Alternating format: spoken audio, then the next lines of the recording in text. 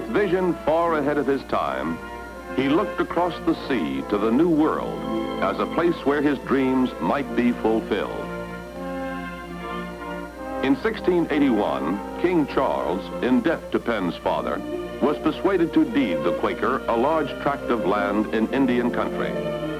Because he had heard that it was covered by a vast forest, Penn wanted to call his land Sylvania. But the king insisted that Penn be added to the name. Pennsylvania, Penn's land of the forest.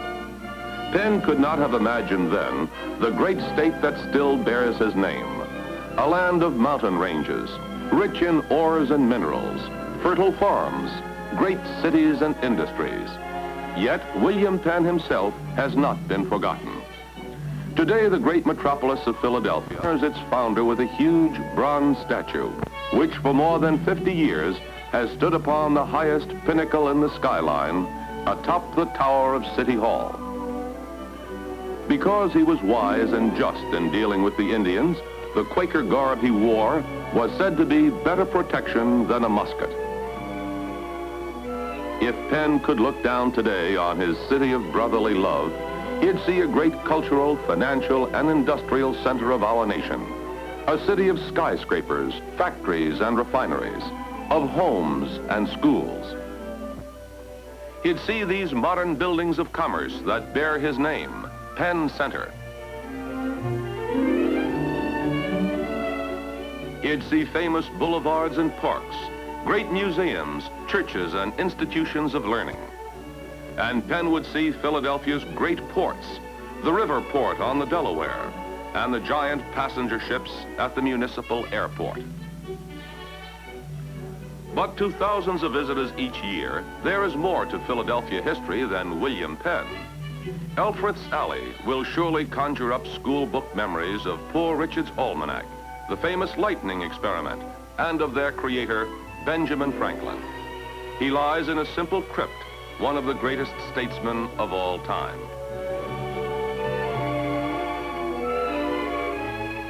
It was here in Independence Hall that Franklin and the other great leaders of his day boldly fashioned the Declaration of Independence that gave birth to a new nation.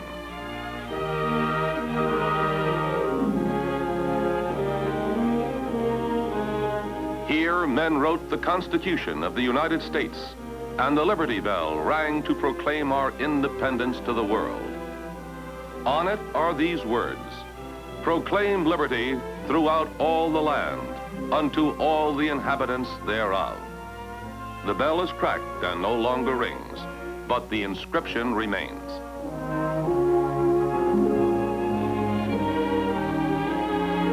To Philadelphia, cradle of our country's liberty, come those who want to relive in imagination some of the stirring moments of our country's history. To visit the little colonial house where, according to popular legend, George Washington came to ask Betsy Ross to make our first flag, the Star-Spangled Banner.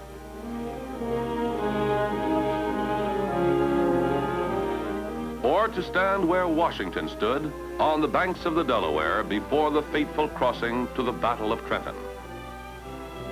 To visit Bowman's Hill, whose memorial tower stands where the sentinels of our hard-pressed army searched the wooded shores of the Delaware for signs of the advancing enemy. Or to visit Washington's headquarters at Valley Forge. Here, Lafayette and Mad Anthony Wayne met in candlelit conferences and planned for freedom's cause. A memorial chapel commemorates the daring leaders of our struggle for freedom.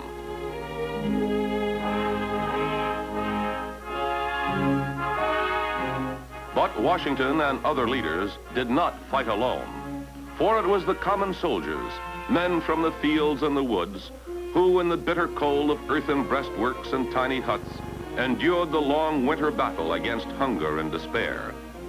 To them, in undying gratitude, our nation has built this great memorial arch bearing the words of the father of our country.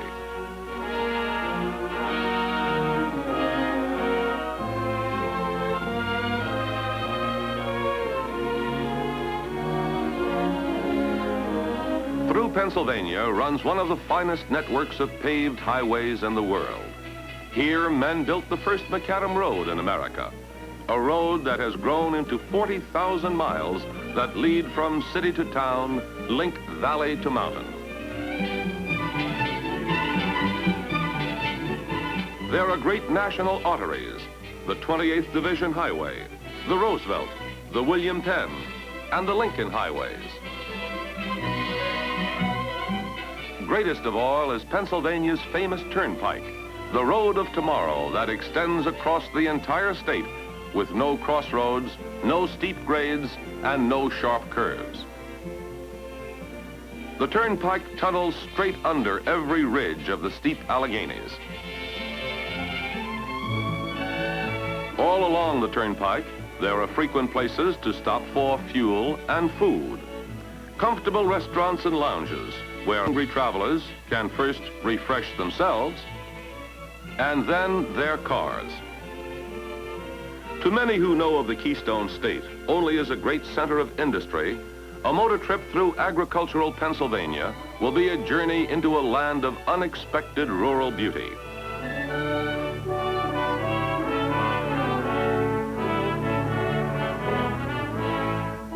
On thousands of farms, many of which have passed from father to son since Revolutionary days, the soil has yielded rich crops for more than 200 years.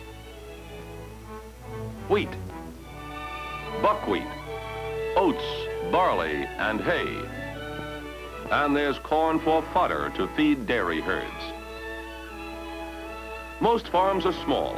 At harvest time, whole families and neighbors often work together to bring in the crops from the fields and from the orchards. Pennsylvania leads the nation in the production of cigar leaf tobacco. Rather than strip the leaves from the stalks as in other varieties, the farmers cut the whole plant off at the ground and leave it to wilt. Then they spear it and take it to the ventilated sheds for curing. Modern machinery helps the scientific farmer do his work. But there are those who still stand by their old-style horsepower. On small farms, and with the gentle Amish folk, the horse and mule still hold their own.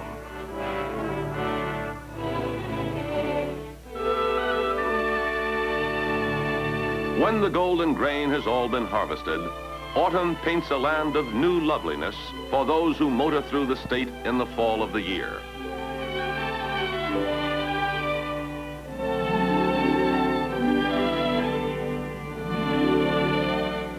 When piles of yellow corn and orange pumpkins decorate the fields and ripe apples add festive color, it's time to celebrate. So let's go to an old-fashioned apple butter party. Keeping alive the traditions of an earlier, more leisurely way of life, each year, Pennsylvania Dutch have an old-time get-together. They dress as their mothers and grandmothers did when friends and neighbors joined to share such yearly tasks as making apple butter. Many hands make light work, and there's plenty of time to gossip and share in friendly jokes. The peeled apples are cut into schnitzes, then cooked for hours in great copper kettles.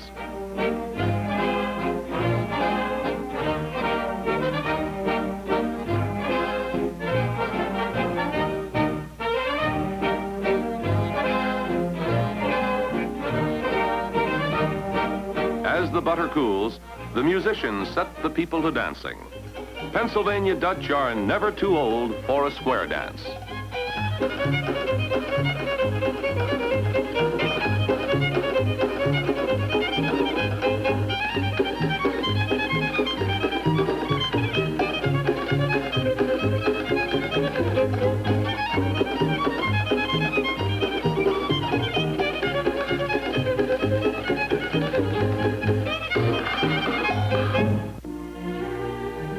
On the banks of the broad Susquehanna River stands Harrisburg, capital of Pennsylvania. From its elevation on Capitol Hill, the great dome of the Capitol building dominates the skyline. Those elected to guide the destiny of Pennsylvania have a grave responsibility, for this great Commonwealth has always been a leader in our nation. Pennsylvania has more cities and towns than any other state in the Union. Many retain the charm of earlier days. Many, like Gettysburg, have played memorable roles in history. Here was fought one of the greatest battles of all time. Cannons mark the old lines of battle. Thousands of markers and monuments help visitors follow every hour of the desperate three-day struggle. Among them, this memorial to the fighting sons of Pennsylvania. And the Eternal Light Peace Memorial, whose ever-burning flame symbolizes peace and undying unity within our land.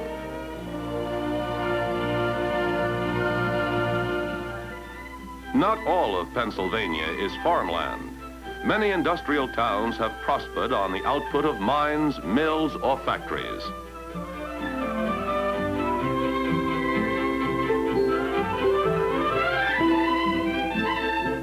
From thousands of manufacturers, products from Pennsylvania start on their way. By tugs and barges, up and down rivers, or by railroad over more than 12,000 miles of mainline tracks. Travelers find the famous Horseshoe Curve near Altoona so fascinating that the city has built a rest house here.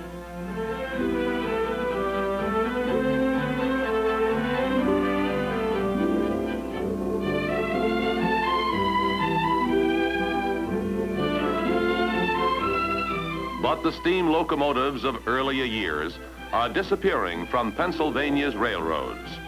Freight or passengers, today's cleaner, more efficient diesel engine does the hauling.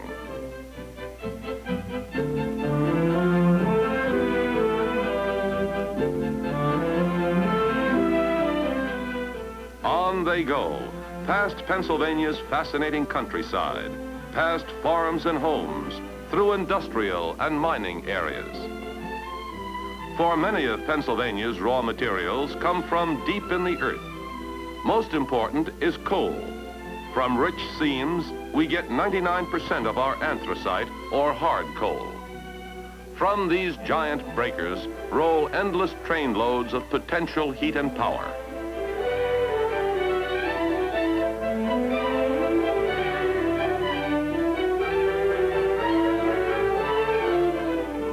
Bituminous, or soft coal, comes from the southwestern and north-central part of the state. At the world's largest mine, a giant river tipple loads a 1,000-ton barge in a few minutes. Much of the soft coal is used in making iron and steel. Magnetite iron ore is mined here at Cornwall in a huge open-cut mine visible from the highway. In continuous operation for more than 2 centuries, this mine has yielded as much as 1 million tons a year.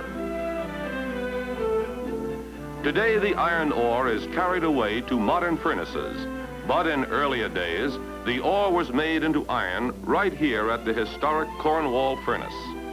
Washington and Lafayette came here to see cannon and cannonballs made for the Revolution.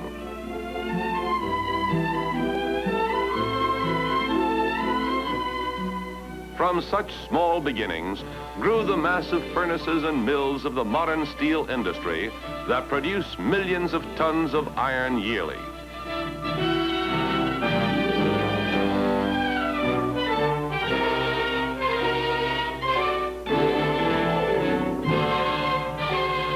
Giant plants convert iron into finished steel for bridges and skyscrapers, pipelines and ships, all the thousands of things our world depends on.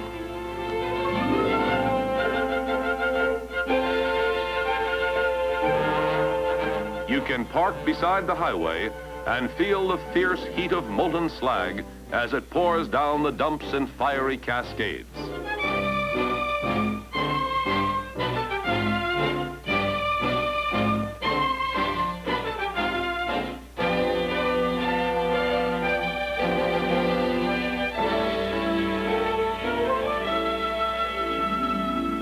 Often called the steel capital of the world is Pittsburgh. Where the Monongahela and Allegheny rivers join to form the broad Ohio, Pittsburgh began its existence as a tiny frontier trading post protected by Fort Pitt. The only remaining building of that early settlement is the Fort Pitt Blockhouse.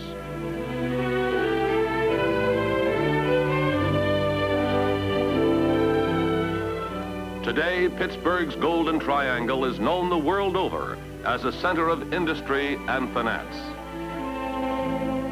Modern Mellon Park has underground parking space for 1,000 cars. Above, a haven of civic beauty.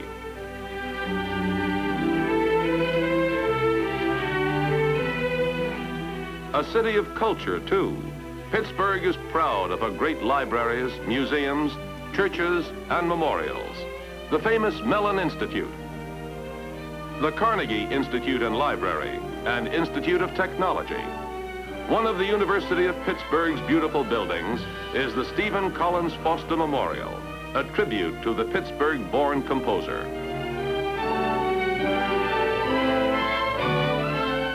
Most spectacular of all is the University of Pittsburgh's Cathedral of Learning, a symbol of higher education.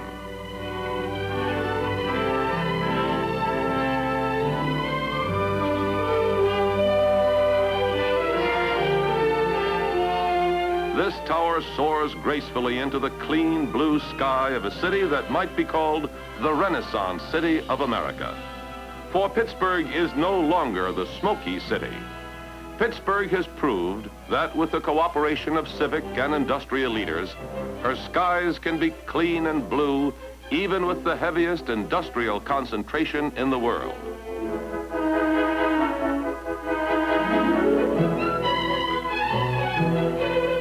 Great highway developments like the Squirrel Hill Tunnel ease traffic bottlenecks, and modern parkways fan out to all parts of the state.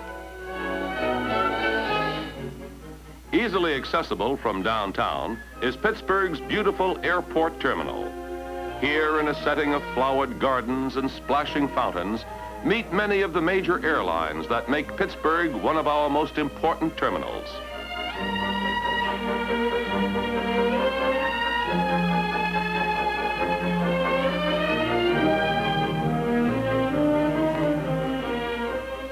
The steel industry requires a never-ending supply of iron ore. Some ore comes from other states by water transportation across the Great Lakes. At Erie Harbor, giant cranes unload mountains of the red iron ore. The port of Erie recalls dramatic memories from our nation's past. Above the trees at Crystal Point on Presque Isle rises the Perry Memorial Column. Nearby lie the restored remains of Commodore Oliver Hazard Perry's flagship, the Niagara, that engaged a British fleet on Lake Erie during the War of 1812. Visitors today can board the tiny wooden warship and imagine Perry, then only a young Navy officer, sending out his famous message of victory. We have met the enemy, and they are ours.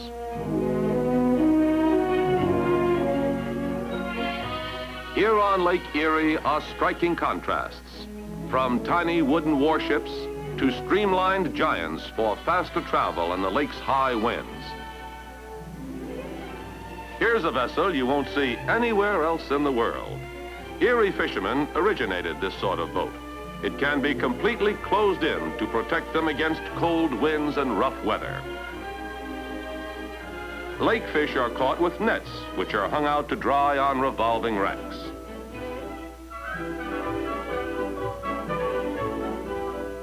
These long, narrow nets are anchored to the bottom of the lake. After the catch, the nets are pulled in by a special type of winch cleverly designed to protect fish whose gills are tangled in the fine meshes. But Lake Erie fishermen still have their problems, and one of them is that little red pennant that all mariners dread, the storm warning. For it means high winds and choppy seas all the way back into harbor.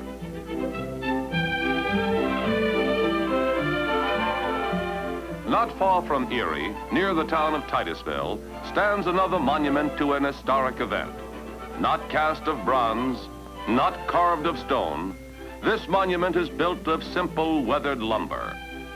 Its inscription is a single word, Drake. This is a reproduction of Drake's well. First producing well drilled for oil, it gave birth to another great Pennsylvania industry that has spread to every part of the world. The geologic ages that produced oil and coal have also created, through centuries of upheaval and erosion, scenes of natural beauty you'll never forget. At Wyalusing Rocks, Indian braves once kept watch for their enemies from this magnificent vantage point high above the blue Susquehanna.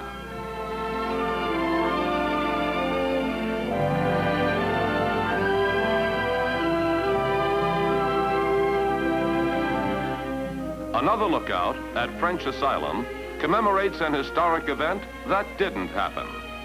Royalists who fled the French Revolution chose this spot as a haven for Marie Antoinette, but the luckless queen fell to the guillotine before she could escape to the refuge of this peaceful valley. At Leonard Harrison State Forest Park, broad steps lead down to Lookout Rock for a thrilling view of Pine Creek that flows through a narrow gorge 1,000 feet deep. Known as the Grand Canyon of Pennsylvania, this magnificent gorge winds through the Alleghenies for 50 miles.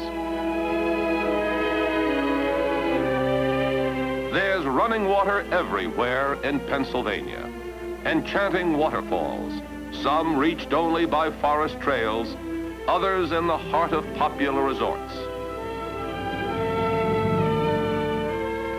Surf bathing in Lake Erie is much like swimming in the ocean. Many prefer the tree-lined shores and fresh water. From the 4,000-acre state park at Presque Isle to the scores of public and private resorts that dot the Pocono Mountains and the Alleghenies, more than 200 lakes invite you to spend a day or a month of fun and relaxation.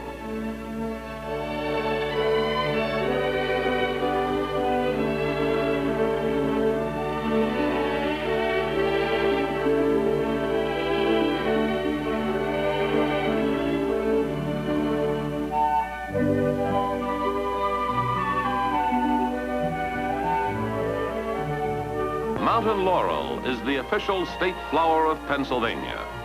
In the month of June, it bursts into masses of bloom across the hills.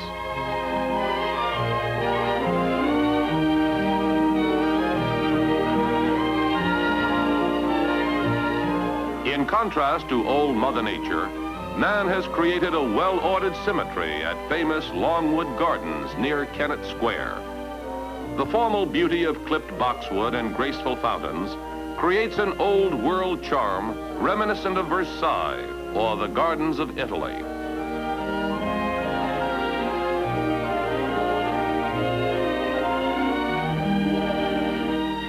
Touring garden clubs and other visitors wander through a great conservatory fascinated by colorful and exotic plants.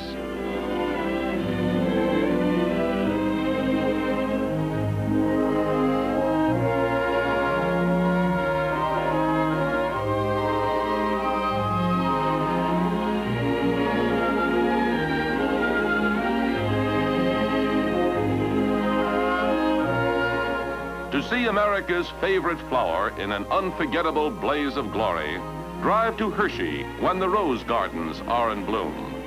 Here in these famous gardens, you'll find more than 33,000 plants, more than 800 varieties, from old-time favorites to gorgeous new hybrids.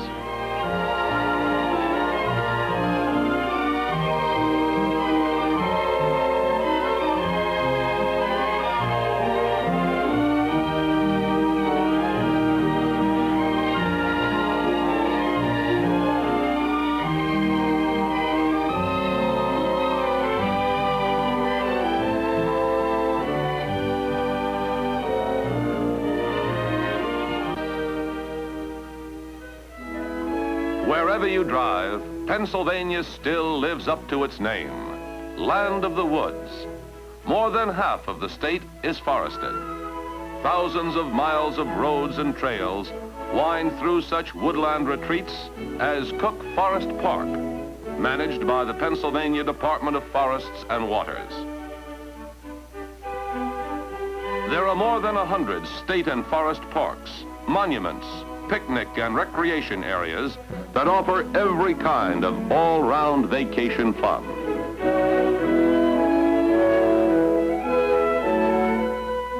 Easy trails and motor roads lead to thrilling vistas like Seneca Point. Here the mighty Senecas, a powerful tribe of the Iroquois, once lived and hunted. Woods like these once stretched unbroken from Maine to Minnesota.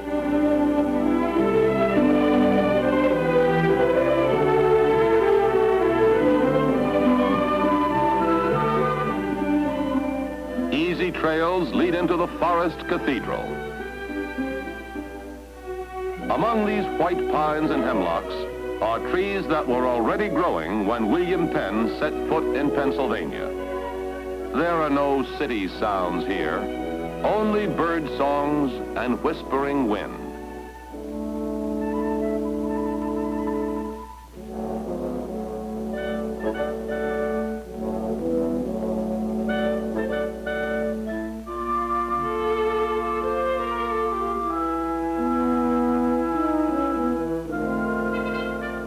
In the words of a poet, there's magic in the hills of Pennsylvania. There's magic in the waving fields of grain. There's welcome in the streets of every village. In Pennsylvania smiles, you see it plain.